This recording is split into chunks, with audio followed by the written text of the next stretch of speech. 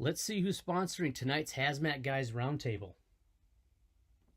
Hazmat 101 Consultants. Hazmat 101 Consultants and their instructors can provide quality consulting and virtual or in-person hazardous materials training for your agency. Owner and lead instructor Bob Cascignano is also available for lecturing at your fire or hazmat conference and has in fact done many speaking engagements across the country. Visit their site at www.hazmatconsultants.com or email Bob Cascignano at bob@hazmat101consultants.com. For over 20 years, K&R Plaques have had the pleasure of helping clients choose awards for the people they want to honor. Their state-of-the-art equipment allows clients to design, customize, and personalize the awards they choose for that special someone. With one of the largest selections of plaques, awards, trophies, and clothing apparel, they can deliver quality products to satisfy any customer needs. No order is too big or too small. Visit their website at www.knrplaques.com or email at sales@knrplaques.com. Responder Training. RTE is the leading company in delivering propane training along with emergency response equipment. Responder Training has many propane flaring kits, water injection kits, accessories, and replacement parts available. They also sell the only commercially available 1-inch propane flare kit, appropriately named the Dragon Slayer, because size does matter. Contact our good friend, owner instructor Ron Huffman for more information. You can reach him at 765-524-4848. You can email Ron at respondertraining.rdh.gmail.com or peruse his website at respondertraining.com.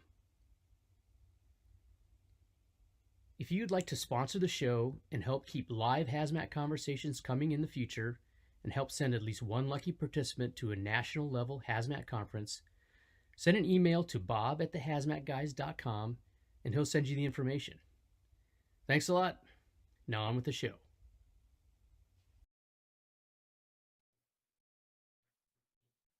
Good evening, everybody. Welcome back to another episode of the Hazmat Guys Roundtable. I am joined once again by my illustrious and benevolent group of cohorts, Jay-Z, Mikkel, and the Kosh. Hello. Dude, I swear to God, it tickles me every time if we just stop and we just stay there for like 30 seconds. I think that's so funny. I don't know what is so funny. Anyway, how's everybody doing? Phenomenal. Good. I got to show the shirt off. I got this. Which way? Here we go. Oh, you're a grandpappy. Yeah. You're the first one. My wife got me this from the grandson for Christmas. Look at that. The Nona with the Godfather's theme going on. Oh, I bought that. Ming. Yeah. Okay. I'm done. I'm done. It's over. Hey. And that's the show. Well, I'm gonna put a selfless plug in there. We heard that the FDNY Hazmat One shirt locker is officially open. It is officially open.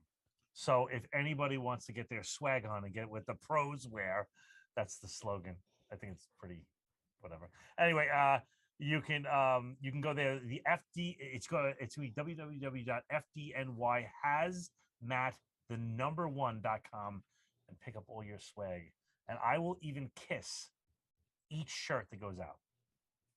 Dude, I didn't get it. I did not get a kiss on the shirt I just got. No, you have. We pre-wear every shirt that we send out has been worn on a run, and not on our tops. It's usually as a like either we floss with it. Yes, I was going to say I thought you guys run it through the gauntlet. Yeah, we do, and people like it. You know, people pay extra for that kind of stuff. So that explains the Drakkar smell. Yes. Car, yes. No, it's Old Spice, bro. Or electric shave. all the young people are going, Drakkar, Old Spice. What's that? What was the guy with the he had the cane? He was like the English gentleman. Oh shit. Oh man, I can't think of that. I know what you're talking about. I don't remember. English leather. Maybe it was that. That's another old one. I go show you one, but I'm connected here, so I grab my he's probably got the medicine. whole assortment in there. Get It's them like all. it's like a old bar's bathroom with the guy with the quarter. And he stands in the Yeah. corner. It's vintage. This vintage. Everybody said I was going to buy a shirt until I said that. All right, good times.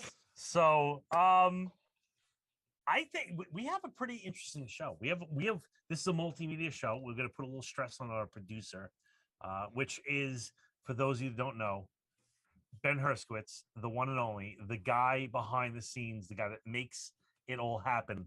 He's going to be pushing some buttons today and earning his keep. The first time on this show, we're going to talk about lithium-ion batteries, right? Is that what? Not today. Well, Bob, why don't you set us up? What do we have going on today? All right. So I'm sure everybody here has probably, or is listening, watching, whatever, has seen, heard of the ammonium nitrate incident that happened in Winston-Salem. So we've talked to a lot of people. We've seen some video. We've seen some pictures.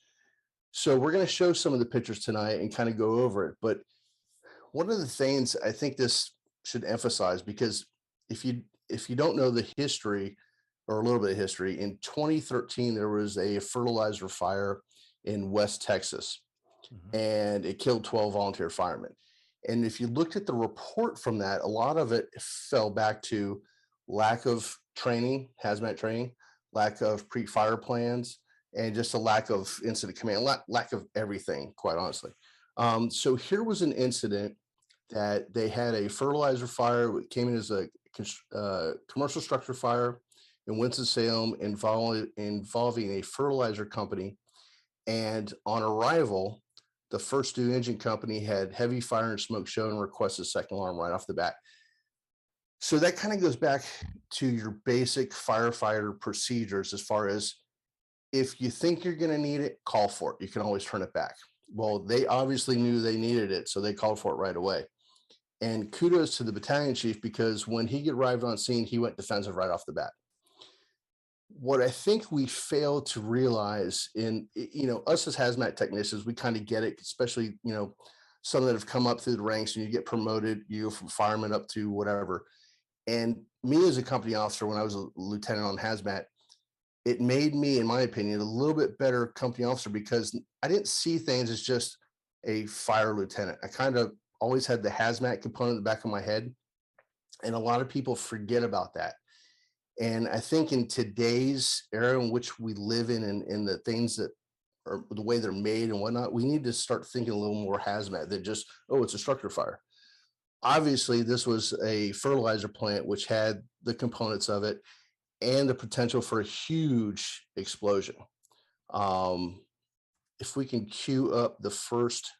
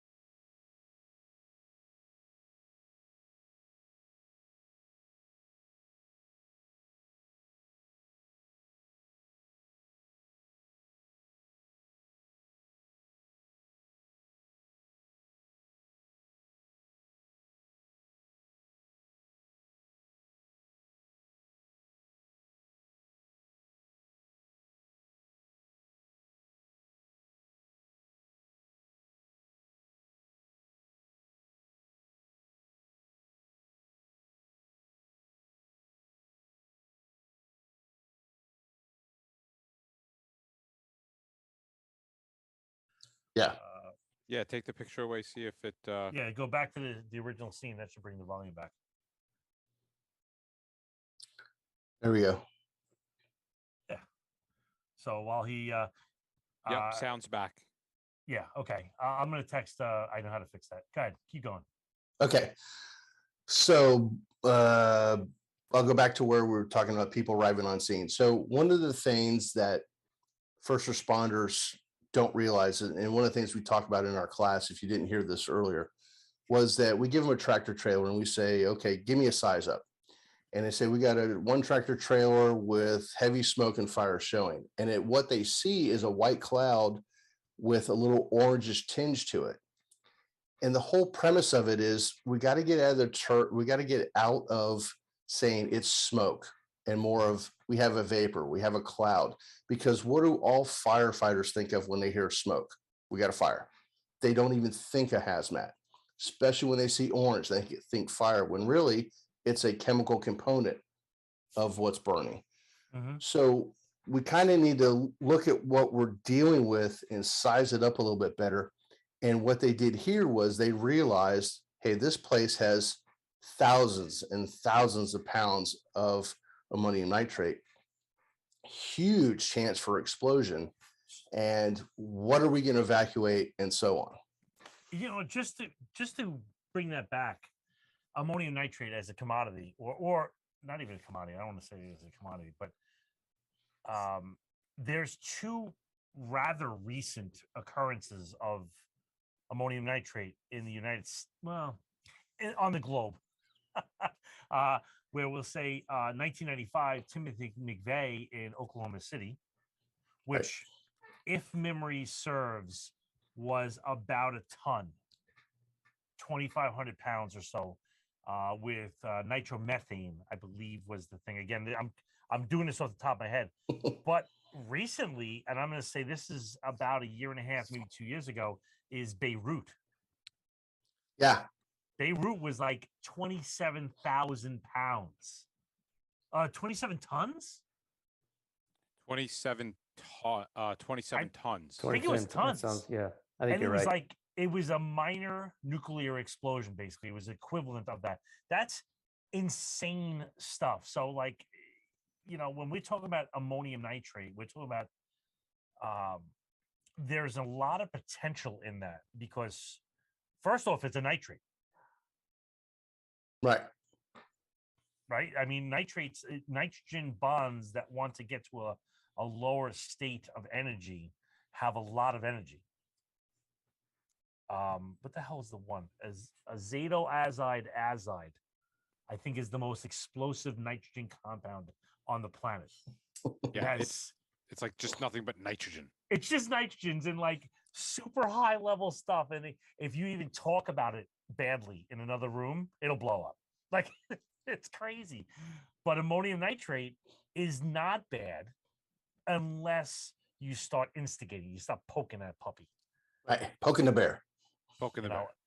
And it sounds like that, you know, a lot of the things like with the Oklahoma City or even the Beirut one is the Oklahoma City. They intentionally put nitromethane in there to lower that that energy needed to get it to go. And then in the Beirut, they contaminated it, right? So by just dirt, by dust and garbage in it, it brought that threshold down to where it just needed a little push with some fire to do it.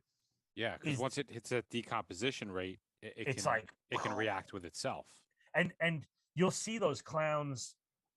You'll see it on YouTube where it's just a pile of wood, and the guy goes up and pours gasoline on it, and you're like, all right, no big deal. But when he lights it, it blows up. It's not because it was outside and there was nothing holding it down like a pipe. It's because of its confinement. The weight, the gravity of the wood makes it blow up. And so, what do you guys think about this situation relative to Beirut or to Oklahoma City or to those clowns in the Midwest that just pack lumber and you know, tree stumps and shit on top of each other and pour gasoline? I mean, the only thing I can say, looking at the pictures, and I guess we're not really going to be able to bring up the picture, but there's a couple. There's a couple interesting. The pictures are They're up. up. Yeah, they're up. Oh, they're up now. Okay. Yeah. So if you look at the Beirut and you look at the West Texas, and we're gonna get rid of West Texas. another one. Right. Yeah, that's what I was talking about. Yeah. We'll get rid of the Texas City one, the ship, because that's kind of a different scenario altogether. Right. I don't see heavy fire. Right. So like I'm looking at photo 0, which I'm sure it's probably is that an aftermath shot? The first picture we're seeing is the very top, I think, is a before photo. Oh, okay. And then what you see with the engine pulling up is involved, and then the overview. So I don't see heavy fire condition. I see smoke. And right, so if you look at Beirut, you look at West Texas, you look at those buildings, you had heavy fire condition. You have enough fire to bring, especially Beirut, because Beirut was also fed because they were storing fireworks right next door. Right. So you had very high, I'm going to say high calories. You had very high BTUs being pumped into the ammonium nitrate, kind of just like Texas City with the ship. And then once, you really need that high heat to get it to start to react with itself and to decompose and then to self detonate. And they are probably as lucky as they are, because I see a lot of smoke. Well, that first picture is, I think, I think it's a different picture. I don't think that's the arriving picture, because looking at the run report that I have in front of me and the other picture, the first arriving engine says heavy fire and smoke showing, requesting second alarm on arrival. So I think that top picture we're looking at is probably an overview picture of something different. And this was taken from one of the websites. So we apologize if we're getting people a little confused, because it was so intense that the chief went defensive right off the bat. And then also, but my question is, and I'm not Monday morning quarterbacking. I'm just I'm trying to figure out what they had upon arrival, right? Because like you could have, is it heavy smoke and there's fire, or is it heavy smoke and heavy like what was that? What did that exactly look? Because if you watch the videos of West Texas and you watch the videos of Beirut, there was blowtorch fire out of everywhere. Right. So the information I have with the top picture was that's before the fire. And then the arriving crew had heavy fire showing. And then also the ammonium nitrate apparently was an exposure initially. Oh, it wasn't. Right. Not actually on fire, but it was an exposure similar to the West Texas incident. So there's a thing called E-plan that if you're not familiar with, look it up. You have to have an agency email or government email to access this, but you're able to look only within your jurisdiction, I believe, hazmat sites, and it gives you how many pounds, how many, what all the quantities of a certain business may have. And that's a lot of great information to have in your pre-fire plan. Because once they realized that they had so much ammonium nitrate as an exposure, they requested the rail line to shut down. They started evacuating, because then they also had water supply problems. So they had a lot of things going wrong quickly. And then they started evacuating. At one point, they were telling people to evacuate their houses and units to leave their rigs, leave them where they were, because the explosion factor was such that it could have taken out a couple of miles or more. Right. That's how many pounds of ammonium nitrate. And I don't know the exact amount of ammonium nitrate they had, but I think it was thousands of pounds. So if you look up real quick, and this is kind of where sometimes people could get into trouble, especially incident commanders that are not, they're trying to do the right thing, but they're grasping when they get to a hazmat, right? We have the ERG. I have the ERG here, and it says if ammonium nitrate is in a tank car or rail car, 1 mile in all direction evacuation. And often they forget that the ERG is really only for things in transport. It is not for, bulk storage at a stationary facility. Yes. And it's only good for the first 30 minutes of an incident. Yeah, and only for the first 30 minutes. So, you can only have so much ammonium nitrate in a rail car. You can have an F ton more at a stationary facility. So, that can be you could put people in a lot of danger by following the ERG at a stationary facility. Ben, pull up 2 and 3. It doesn't say 30 minutes. You're right. The initial. It says Initial. You're right. Initial. Right. Well, good, Jay. I was just going to say, yeah, it probably only says for storage or transport, but I would hope that somebody that is familiar with the ERG or just familiar with, components of it, if it says a mile in every direction, you know that just times it by the size of what's going on there. You need to do a shit ton of evacuations. You know that, and we know that, but Correct. somebody I'm telling you, incident commanders who are not hazmat people are only going to remember very few things when it comes to the ERG. And they will not remember that the ERG is for transportation instances only. It is a go-to guide. You say hazmat, they pull out an ERG. It doesn't matter where it is. It doesn't matter what it is. And they are going to follow it. They are going to follow it to a T because that's what they've been trained to do. They've been programmed. Yeah, because that's what has been taught for so long. We had about a dozen drums of methyl isocyanate. For those of you that are out there and that triggers, where have I heard that one before? That was like the genesis of hazmat. It was Bhopal. I always say that differently, and I do that on purpose. India, where a whole bunch of people got hurt because of Union Carbide, et cetera, et cetera. Well, we had 9 drums of it overturned on the Cross Bronx Expressway, and people were like losing their minds. The chief, I don't like saying the word literally, but the chief rips open the door of the rig, jumps in with his ERG, opens it up and goes, "We have to evacuate 1.6 miles." And we're like, we're in the middle of the Bronx. That means 2.5 million people. Like, this might work when you're in the middle of Kansas and you got to move 6 cows. But a little bit of common sense has to come into it, like, and say, okay, I can't evacuate. Now, this scenario, if I'm seeing the pictures that I'm seeing here, this is one of those scenarios where I'd be like, Chief, we're going to move a lot of people. Yeah. We're going to move a lot of people here. And there were 600 tons, by the way, 600 tons of ammonium nitrate. Yeah, you're talking about a lot of stuff. So approaching this from like a boss or an incident commander, or even just somebody who's kind of in the know, you're approaching something like this, you're hearing these numbers. How do you literally just write it off and walk away and just evacuate and let it burn itself out? Do you try to make a push? Because I mean, if you're a mile evacuation, at what point do you even start to contemplate even going near it? Well, and I think part of the problem is, and again, we get the Candlemoth syndrome. People want to drive right into the complex. And this is another thing we talk about.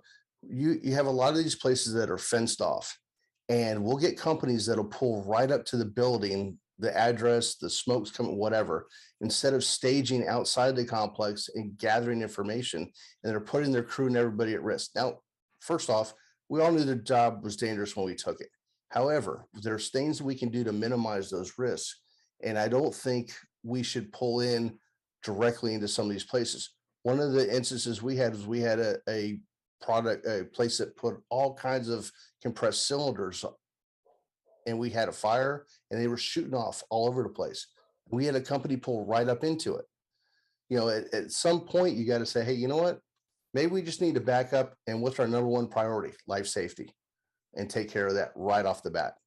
Then we can maybe put some unmanned monitors or what have you, but we got to get some better recon. And One of the pictures you'll see here shortly, and Ben, you could pull it up, is some of the video of using drones with the FLIR system to actually see what's burning and where, because this thing, first off, this is a place they knew was a fertilizer plant. Even though the fire wasn't involving it, there's a potential for. So yeah, if you can get a quick knock on it and you don't have a problem, or you can separate the fire from the product, that's great. But somebody needs to start thinking about plan B, plan C, plan D.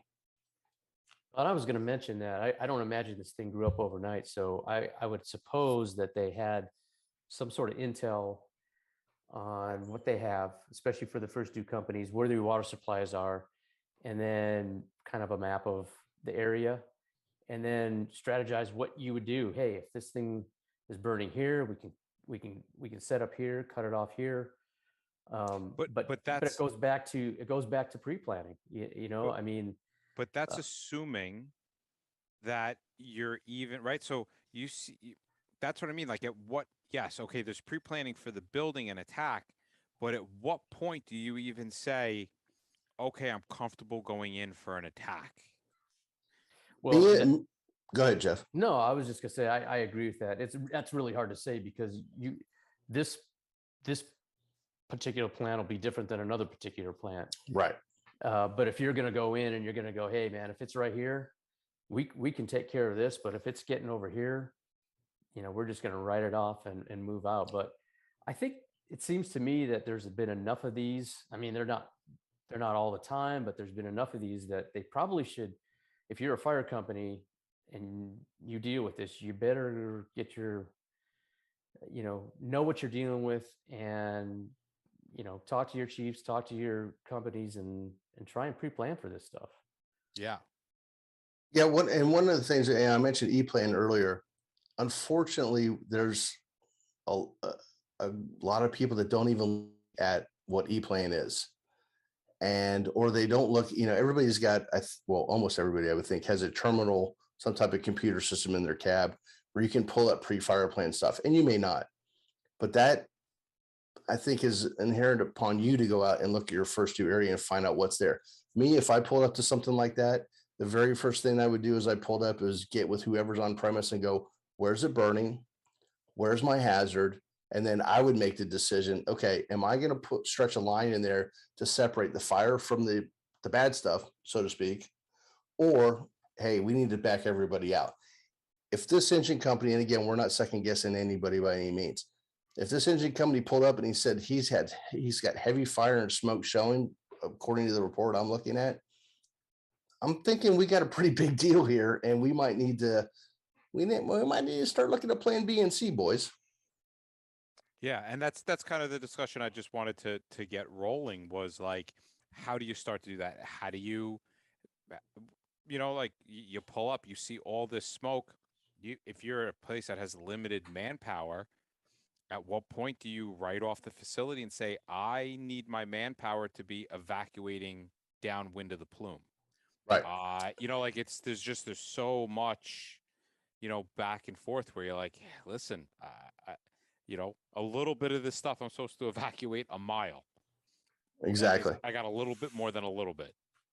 And the picture that I'm seeing that's up now shows the drone system up with, I'm assuming FLIR, but it's showing where all the fire actually is via a command post that's set up remotely. And that's a very good use of using drone systems. I think they're very underused. But we also need to put people on site. Take it to another step further. We need to start thinking about maybe some remote air monitoring. Whether it's whatever brand you buy, we need to evacuate, protect life and safety. That's our primary job. But then air monitoring, because what's going to be happening for an hour, 12 hours, a day, 2 days down the road. So there's a lot of steps that come into play here, and them using the FLIR system to see exactly what they had, I think was a great call. Oh, definitely. I mean, you have these pictures, and you have somebody from this facility at the command post, and they could turn around and they go, you're like, okay, see this? What building is this? What's in it? Right. What's this exposure right here? and you're not getting anybody in danger. Worst case scenario, you lose a drone. Yeah, worst case. So I'm not completely familiar with this, but they did a pretty good job on this, correct? Yeah. Yeah, they definitely, I think going defensive right off the bat was probably a really good move, but it sounds to me like they did well on it. Yeah, they did a good job. know. And I think the only thing was they realized a little way into it that, hey, we need to evacuate a larger area was the main takeaway, I think. And then from what I read in other places was they sent crews back in to determine if it was safe to allow for investigation, heavy equipment to come in and move stuff around. And that could be a scary moment, especially if there's something smoldering you don't know. Yeah. Absolutely. Sorry, I muted my mic because my dog was barking. But which is probably better for everybody. Probably better for everybody. That the heavy equipment, that's something that's very interesting. We never really talked about that. Is that, let's say you have a situation like this where you need a heavy equipment operator. Let's say it's beyond a forklift, which I would argue most people that can drive a rig can operate. Let's say you need a front end loader, back end loader, whatever it might be. Do you get the guy and do just in time training and get him in a suit so he can operate the forklift? Or do you put Joe, who can drive the rig in the fire department and sucks at driving the thing, and put him in the thing? Like, what? See, and I'm not asking this for like a finality of the question, but like, I would probably say, I'm going to give you some just-in-time training so you can operate in this situation, because this needs machinery, I would say. And people, and people that know how to operate it. People that know how to, because I might be there and hitting gas pipes, and I'm hitting this, and I'm like, yeah, we're good. I was just gonna say, what do you do? Like, hey, don't destroy anything. Yeah, no, but like this guy, he can go in there knock and just my building over. No, but there are certain freaking drivers that can take the bottle cap of a root beer. Like, why wouldn't I want that guy in there if I'm in the same suit and sitting right next to him in the cab, going, okay, you good? And I'm watching the meter, and I'm his consultant. All he's got to do is sit in a bag in the seat and pull the levers. I can be the tech. I don't know how you guys feel about that, but I know me and Mike have done that a couple of times where we've given a little just-in-time training and sent somebody in to do something. We actually had a paper plant that had bales and bales of paper that were on fire, and we needed to move around. And somebody said, "I can drive that." Well, it worked out a little bit. I'll just leave it at that. So you got to be a little careful. Well, we had the same thing happen. We had to do a tank transfer, and we put a guy in turnouts. This was years ago. Big 300-pound guy that never seen a turnout coat in his life. Put him in turnouts, and he ended up having a heart attack. And then we have guys. Then we have guys that are trying to get in a forklift or a backhoe or a track hoe, because they're firefighters and they're trying to run it, and they're doing a real shitty job. So there really is. That's a great question. It's really tough to walk that line, Mike. Maybe I might bring somebody on. I know an operating engineer. Maybe we'll just bring on a guy that's not a hazmat guy and say, if you had this scenario, what would you do? Well, And I think I'm looking at some chats that are going here, and a lot of people, when we're talking about E-Plan, it's not up in every state, which is something I did not know. Well, I think when it comes to that training somebody or doing it ourselves, it's that, what do you need the greater skill for? So we trained a supposed battery expert at a cell phone site because we didn't know enough about the electrical components, and he needed to be in there, but you needed an SCBA. So we trained him on the SCBA. It was easier for us to train him on the SCBA for him to use it in its limited capacity for what he needed it for than for him to train us on the electrical batteries. system of the hut that we were walking into. And it So- turned out it was the wrong decision for us. No, it was a great decision for us. He was a bonehead. That Yes. guy. All right. The guy was an idiot. He didn't have a clue. He was not an expert in Well, any way, like- shape, or form. Oh, But- I was ready to crip his hose and just be like, "You're done. You're done." Yes. It turned out the guy was like, I don't know what I'm doing here. But the concept is the same, right? Where you turn around and you're like, all right, well, I can do more damage with learning how to drive this equipment than I can if I just teach this guy how to wear an SCBA and I teach him about the SCBA. He can do better than I can on this heavy equipment. That's interesting. Maybe we'll have to come back to that one because that could be a lot more than we just led on to, because that's just in time training could be a very interesting topic. Oh, a very good topic. But one of the things I just want to kind of circle back to the call real quick is they use unmanned monitors for a long time to cool the fire, put the fire out until they were able to send the hazmat team or other units in there to kind of do some air monitoring, make sure there wasn't, some bad stuff going on to where it was safe for these remote operators to come in and whatever. There was a lot of lessons learned, and kudos, as far as I'm concerned, to the first two arriving unit that recognized, hey, we're not going in here. Same thing for the chief, and knowing that area. And to the people that were saying in the chat that they don't have E-plan, you should be getting a tier 2 report anyway to your fire department for those hazmat locations that are in there. And I highly encourage you to look those up, especially if you're a hazmat unit or hazmat station or whatever, and get a chance to do a hazmat inspection on them. Because, as somebody that was a hazmat team member, we were busy doing regular stuff. We didn't have that opportunity. And quite honestly, I'll say it right now, we were lucky. A lot of instances, we were just lucky. Good point, Michael Hainwich said that he's going to try to find a public works employee or somebody that wears SCBA already. And I got to say, there's one Great word for idea. that up in where we live is volunteers. There's the volunteer fire department is everywhere in this country, and they are workers in postal service and retail and sales and operating engineers. The guy that I was going to bring on to talk about that is actually a commissioner in my volunteer fire department that is the boss of bosses for New York City of operating engineers. And it's a good point. Like, hey, anybody in the volleys? Yeah, I am. Great. So you kind of have he has operations. Right.